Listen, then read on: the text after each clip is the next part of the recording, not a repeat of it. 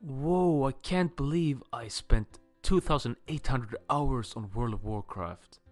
Imagine if I would have spent all that time playing the guitar, or maybe studying, or learning like how to trade, or learning programming. Basically, insert any other activity. I'd be rich and successful and famous now. I think we've all said this, or at least thought this at some point when we see the playtime of our beloved video games. Well, gaming is addictive and it's time consuming, but also fun. And in this video I will tell you why you can play games with a good conscience, and also how you actually can make it to a more productive activity. Sounds nice, right? First, I'm going to tell you how you are already benefiting from playing video games. It is proven by science that playing fast-paced video games improves performance in perception, attention, and cognition. So it basically sharpens your brain to be a bit faster, improve your hand-eye coordination, and also improves your logical thinking to some degree. But here comes the juicy part. There has also been some studies in recent years that have concluded that gaming improves our memory, but more specifically the working memory. The working memory is the same memory used in academic studies, which makes this really interesting. A study from the University of California found out that a group of students improved their working memory by 12% after having spent just 2 weeks playing Super Mario 3D World. Similar studies has been done on kids as well as older adults, showing similar results. Another huge benefit is how it improves language. So basically, if you're playing an English-speaking game, you're also reaping the additional benefit of learning that language. But this is obviously only if English is not already your motherly tongue. So, in conclusion, we can say that video games is actually linked to better performance in other mentally challenging tasks, academics included, even though the effects might not be huge. And spending 10 hours with a textbook is probably still better than spending 10 hours with the controller.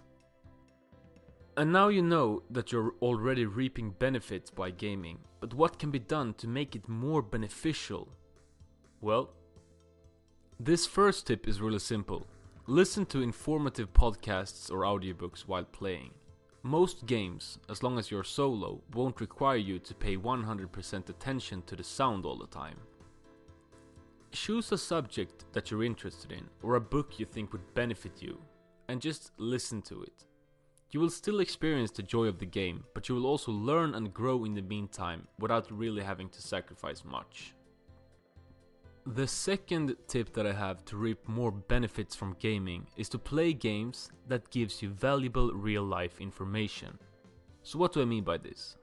Well, let's say you want to become a better soccer player and learn more about the beautiful game.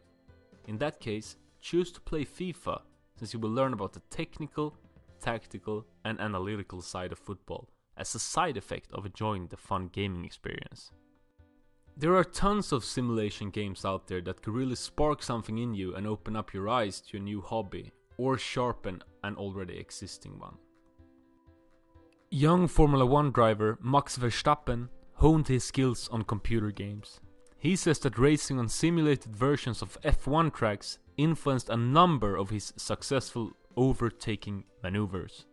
Most famously at the Belgian Grand Prix in 2015, when he used a move he had perfected in a racing program to overtake Felipe Nasr around the outside of a high-speed corner.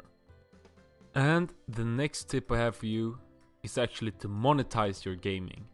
And this is obviously not for everyone, and this tip is quite far-fetched, but there are a bunch of ways to make money while gaming. You could make a YouTube channel and start to produce gaming content, or maybe you could stream on Twitch. And this is all really saturated, to be honest, but if you have some charisma, expertise, or passion that stands out of the crowd, people will watch you. But you will definitely need some work ethic to regularly produce content and market yourself in a good way. If you're really good at a game, you could try to become a competitive professional, but that's a whole nother story. But I mean, just look at Ninja, PewDiePie, and the whole FaZe clan. They all got where they are today through making gaming content. So you could be the next big thing. Just gotta put in the work. And the next thing I have for you is to plan your gaming. Because I've previously discussed Parkinson's law on this channel, which basically means that a task will fill out the time needed for its completion. So that basically means that if you're thinking to yourself that you're just gonna play a few games before doing your homework, then that could lead to you playing for 6 hours since you didn't implement a deadline or a starting time for the activity that came after gaming, like in this case, doing the homework. So in this video, I'm discussing how you can make gaming more productive.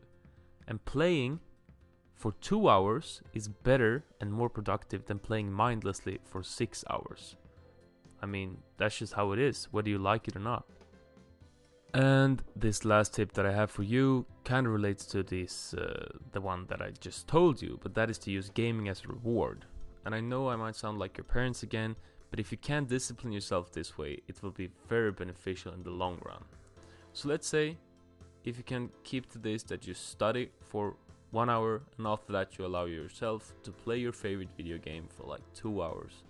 So basically what this does is that it shifts gaming from just a time-wasting activity to something you earn to do, and by making sure you take care of your more important or crucial productive tasks first. And this, I mean, it will be worth it in the end, guys. Just listen to me. Yeah, but before wrapping this up, I just want to say that there's really important to do stuff just for fun. And of course, playing video games is a task that is supposed to be fun, entertaining, and relaxing. So maybe you shouldn't even try to make your gaming experiences a productive thing in the first place. But I made this video just because I thought it was an interesting idea and came up with some, at least reasonable information. And that was all I had to make your gaming habit more productive. And if you can come up with any yourself, please share in the comments and please like and subscribe, and I'll catch you guys. Goodbye!